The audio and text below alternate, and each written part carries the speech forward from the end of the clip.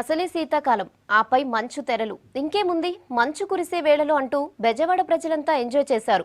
కృష్ణానది ఒడిలో ప్రకృతి అందాన్ని ఆస్వాదించారు. చలికాలం చివర్లో నగరంలో ఉదయం కురిసిన మంచు ప్రజలకు కొత్త అనుభూతిని మిగిల్చింది. కొద్ది రోజులుగా కురుస్తున్న మంచు నగరానికి కొత్త అందాలు తెచ్చిపెడుతోంది.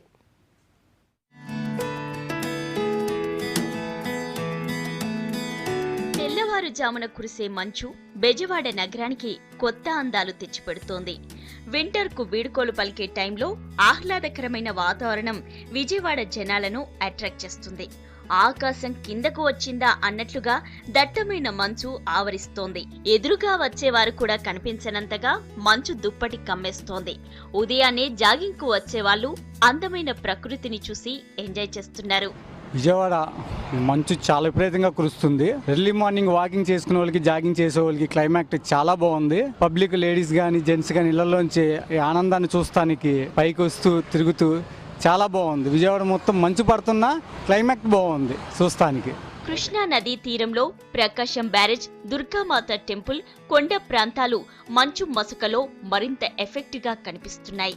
పొగ మంచుతో ఉదయం పూట వాతావరణం ఆహ్లాదంగా మారుతోంది.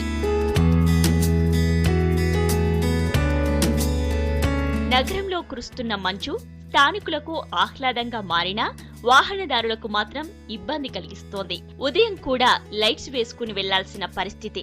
లాంగ్ లో వెళ్లేవాళ్లు రోడ్ల వెంట వాహనాలు నిలుపుకుని మంచు తగ్గాక వెళ్లాల్సి వస్తోంది. విజయవాడ బాగా చలి ఎక్కువ ఉంది, మంచు ఎక్కువ ఉంది. బాగా అసలు రోడ్లు కూడా కనబడటం లేదు. ట్రైన్లో వస్తుంటే అసలు ఏం కనబడటం లేదు. బాగా మంచు పడతా ఉంది. చూడటానికి బాగుంది. బాగా చల్లగా, బాగా వాతావరణం బాగుంది.